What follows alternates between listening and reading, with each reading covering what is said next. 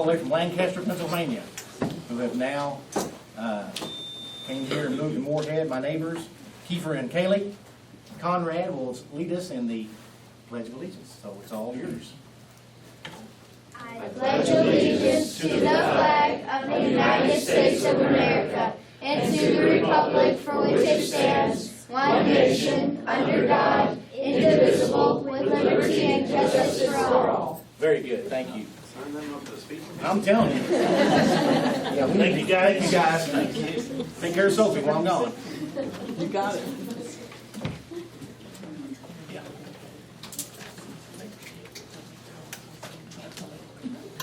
All right, roll call, please. Atkins. Here. Bishop. Here. Carew. It's a beautiful day. It's good to be here. Francini. I think that's it here. Easley. Teeger. Here. Item 4, minutes of previous meetings. The last regular meeting was held on March the 9th and special meeting on March 26th. So on the March the 9th minutes, under Moorhead State University report, the second line, Ms. Beth Patrick, CFO and Vice President for Admin, reported that early indications are that I think this would be the spring enrollment is trending high. No. Okay, They're all right. getting enrollment for the fall applications for Okay, this all year. right, thank you. And then on unfinished business, on the motion for the KU contract, Alex there, okay, great. I want to make sure you got my name. And then on the next to last page, other city business, the Cottle Cemetery, we had a discussion and there was the council showed no interest in pursuing this. Yes, So- and no action was taken. Do you want me to note it that way, Tom? I appreciate that, yeah, I think that was, I guess you want a motion there. I would love one. Motion. Second. Any discussion? Hearing none, please call roll. Atkins. Yes. Bishop. Yes. Carew. yes. Francini. Teeger. Yes. All righty, moving on to public comment. The watershed project update from Miss April 8. Thank you. I have scouts later tonight, here a little bit, that's why I asked to be first, so I'm sorry.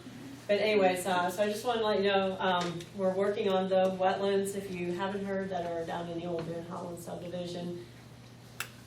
If we hadn't been having all this rain, they would have already been completed, but the rains delayed the project, and it's also delayed getting dirt off the site as well. But all the dirt that you're seeing piled up, just in case anybody does ask, all that dirt is going on site. We're not building any dams, levees, or berms with any of the wetlands that are going into place. That was part of the requirement with the Division of Water through the permit process.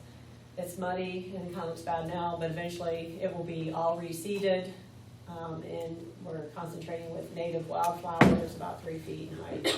I know most of you, I've been in here before and talked a little bit, but we'll be done still on time by the end of June for that project. Then a lot of the dirt we're taking from the site, we're actually going to be using on our next project, which will also be starting this summer, which is behind the Moorhead Apartments. We're going to be doing a stream bank restoration. It's a stream bank that dumps a lot of the sediment that you see come through here in town is coming from this bank. During this last flood event, we've lost probably 3 to 4 feet off the bank, and we've lost other times. Where's the Moorhead Apartments? Or Triplet View Apartments, Triplet View. and across I from know. Rodburn on the other side of 32. Okay. So we'll be So along 2 there. places. Well, that's all one big, Right. long stream bank through there that we'll be working on. So that'll be the next one. So hopefully that will take care of some of the sediment issues down here. And we are also, with funding that we have in place, it looks like we're gonna have enough where we're going to be buying, possibly buying some land in Clearfield and Floodway, and we'll be doing, restoring it back to a bottom hardwood forest, which is, will absorb for more flood control as well. So hopefully that will all happen. before the end of June as well. So we'll have a lot of different things going on with that project. And I don't know, any questions that you may have? Just, There's a lot of dirt piled up at the recycling center. I'll let Greg answer that one. Yeah, we're always in need of dirt, and we have permission to store that dirt there, so. Okay. That's So really, that's the really city's concerned. dirt, gotcha. Yes. Yeah, the soil that we're taking out of there is good quality soil. The only requirement that I'm having is, and that's, keep some people from getting it, it can't go back into a flood plain. So I don't see any use taking it out of one, just put it in another, so, but it's good soil. If anybody's interested, it has a good place to put it. We're not charging for the soil. Because Greg's got everything he wants, I believe. I may get a little more, but we're just about done. Yeah, so. Anyone else have questions, Greg? And I do have an executive summary of the watershed plan. I need to print that out and drop it in, so I'll probably just drop it in the mail to you all, because the original plan, it's in a 3-inch binder. And I know you're not gonna probably read it, so I condensed it down to about 50 pages for you. With some pictures in it. Okay? Yeah. Well, I'm still nervous about the 50 pages, but the pictures, hey. yeah, so, well, compared to what it was, that's a big drop. And then I think I was also on the agenda to talk a little bit about the bike lanes. Yes. That was a grant through the Kentucky Bicycle and Byways Commission that the RAP 300, which is the regional, seminar and regional issues, course at Morehead State University I taught last fall. They applied for the grant was funded. We're doing a survey on bicycle knowledge now of college students and people in the community, and trying to assess what people think about the infrastructure. And also part of that grant was if it's bike lanes painted in on West First Street as well. So I'm waiting for a project. West Main Street. West Main. I said West First, didn't I? Thank you. West Main Street. And, yeah. But they'll be there on West Main, and I'll be working with Greg and for marking. We'll have volunteers all at the site as they're gonna do the painting. The grant's purchasing the paint and the materials needed for that, and then we'll have volunteers out there helping make sure everything gets marked. And we'll have an educational campaign too, so people understand different who has the right of way and where for how it's marked, to try to get that going then as well with some bike lines. But we're going to do the check presentation for that tomorrow at 10 o'clock at the courthouse. If you want, and Will there be an outline of the bike on the bike? yeah, it will have the bike and the diamond shapes that you traditionally see will all be associated with it. We're also remarking the Sheltoe on that grant, as part of that grant too. We bought enough paint to mark the Sheltoe through town, because it was done with regular spray paint, which has worn off, so now this will be with that heavy duty traffic paint, so those marks will last a lot better. So we've been coordinating with Steve Barber and Joy on that to get that remarked all at the same time. But I'm gonna wait till the students leave, less congestion, traffic, and April, you mentioned an assessment that you were doing either through the class or starting. Have you done the assessment yet, or? the students have started on the survey. We have a little over 100 surveys from the community that they've gathered, and I have a student employed through that grant, and he's working with getting the student surveys gathered. He'll have, we'll be doing the surveys through April, and so afterwards either he will come in or I'll come in and That's what I was share hoping, yeah, those I would really with like you. Yeah, so that'll be into May towards the end of the semester. Right. For those. We just sent out to some organizations and asked them to pass it around. Did you ever get a survey link on it? So, okay, so I'll try to get it out on some more.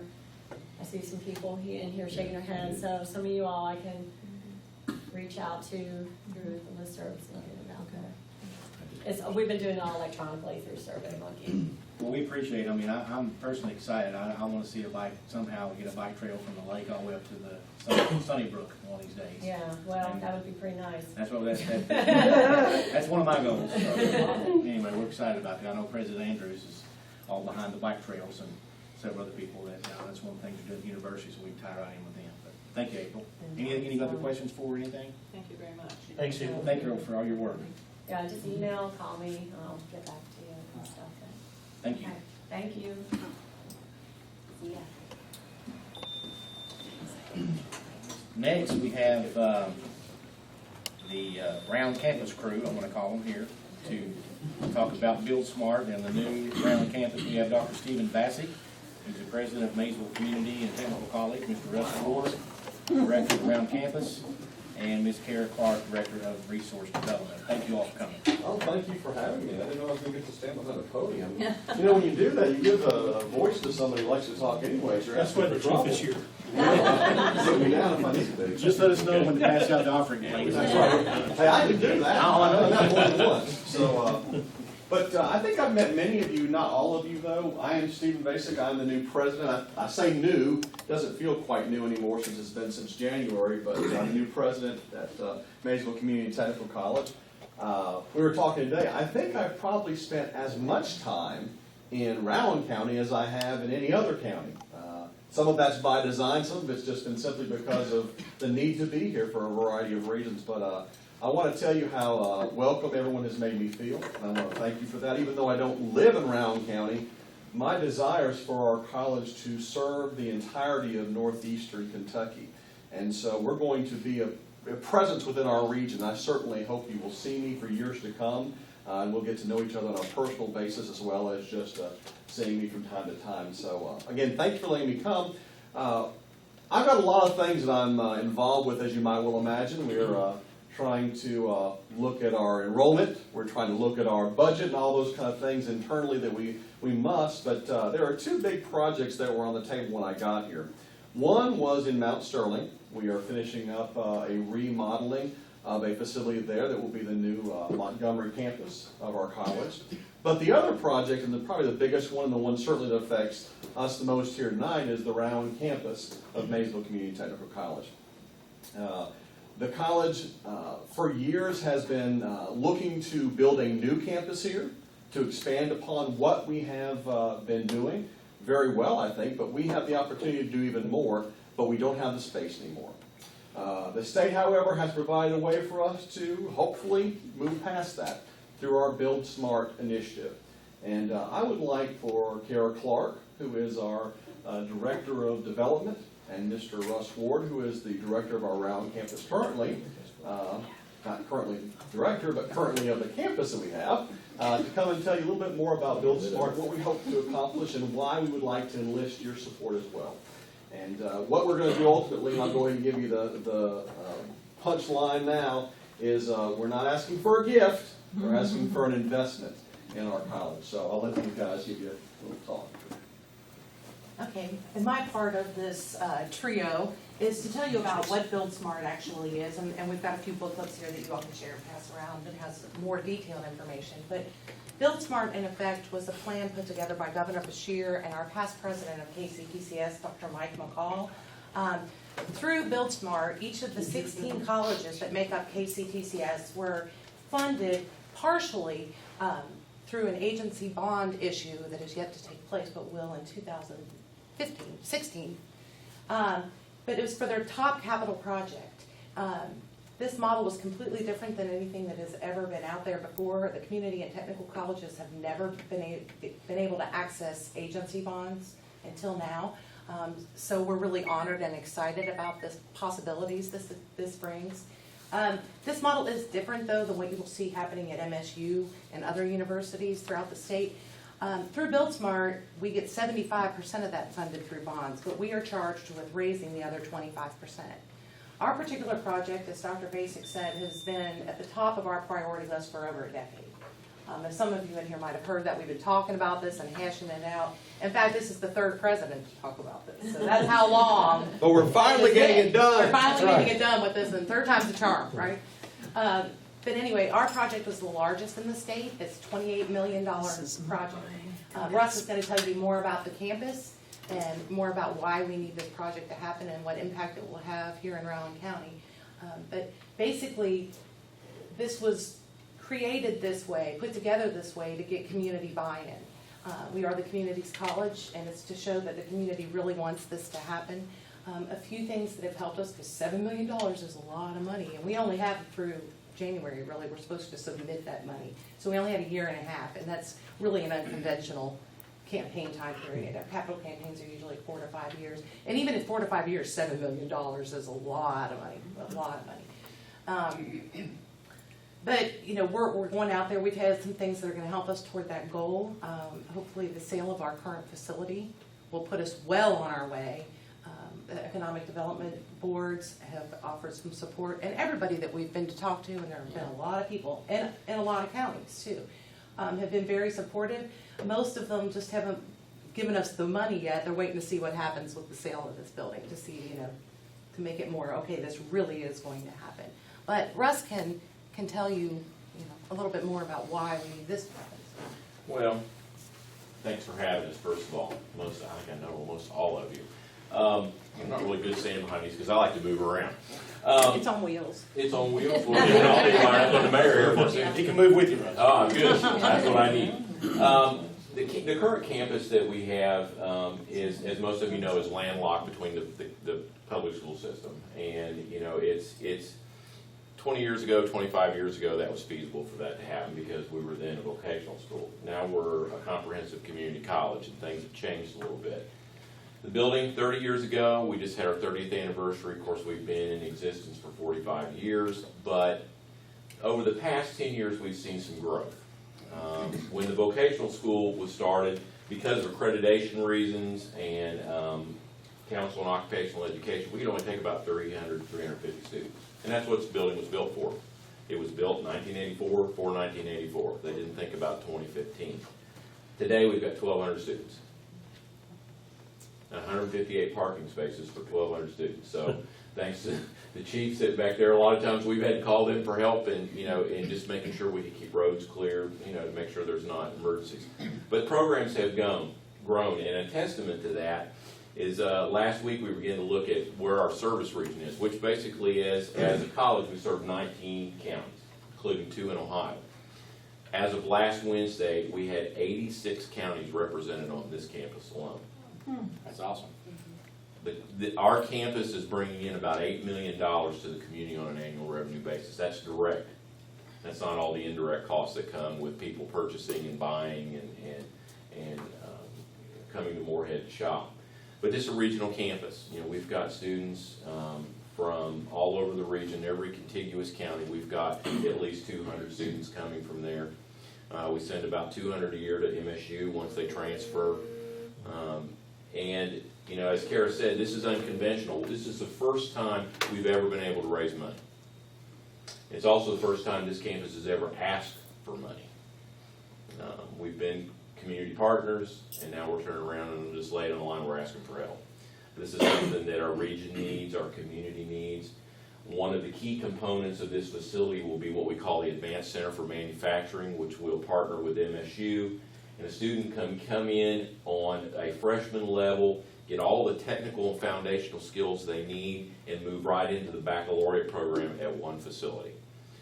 We've been around the state looking at some of the advanced centers for manufacturing, and as the aerospace industry moves into this region, and as a means to promote more industry and jobs in the industrial park, you know, I think if you talk to anyone on EDC or IDA or MMRC, they're going to tell you this is a linchpin to getting industry into the region because we can provide the training for them. We've got flexible training, we can set up rooms within a day or two and be ready for this. So the concept of this campus is going to be one that's not just for 2018, but for 2040.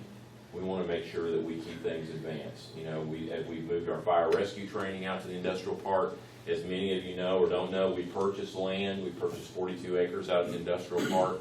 So we're ready to go. We just got to get this capital campaign. And it's not an option that we don't do it. We have to do it. This is our only chance to get this agency bond.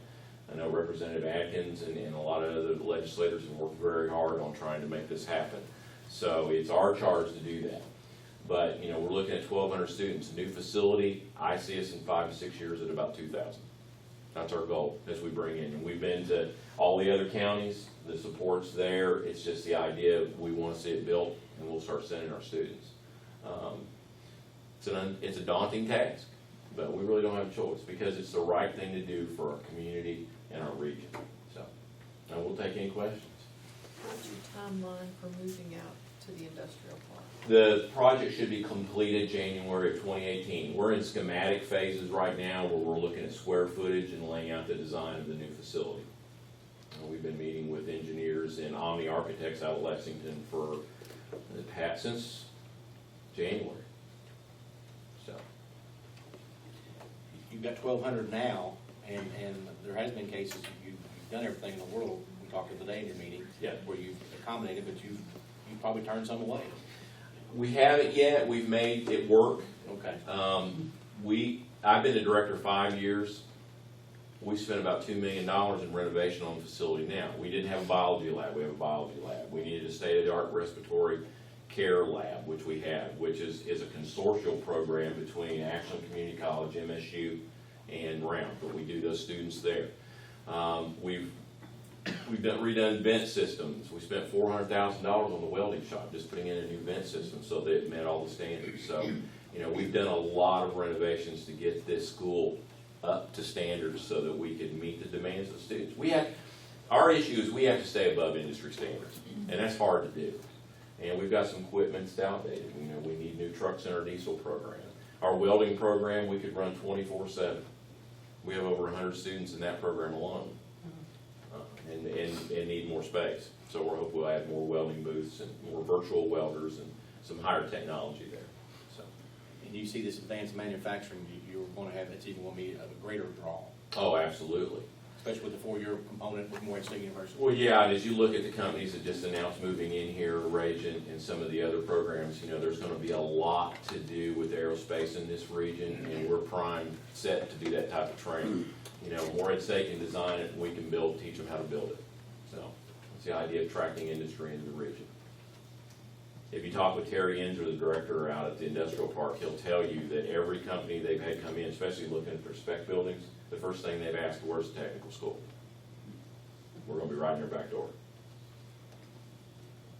And it's a great partnership, you know, I give Dr. Andrews some credit and Dr. Zagari and the programs at MSU. You know, this joint venture is unprecedented. No one else will have this. You know, you've got these programs around the state. Nobody's gonna have a joint between a 2 and a 4 year like we will have here. It's good to hear. It's great to hear. So, Any other questions for, You are allowed to count up to 3 years though for pledging Yes. on this? Okay. Yes. yes, that's a blessing. it is. And I gave a proposal packet to the mayor already. Russ, can you share with us what some of the other cities have pledged?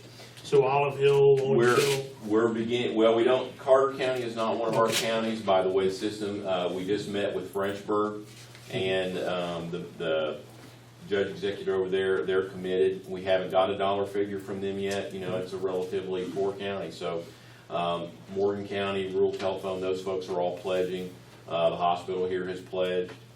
We'll be looking at, we just started meeting with folks in Mount Sterling, but we've got another campus there, so it's kind of, you know, trade-off. But the campus in Montgomery County and the campus here are gonna complement. There's not gonna be a competition of programs, different programs.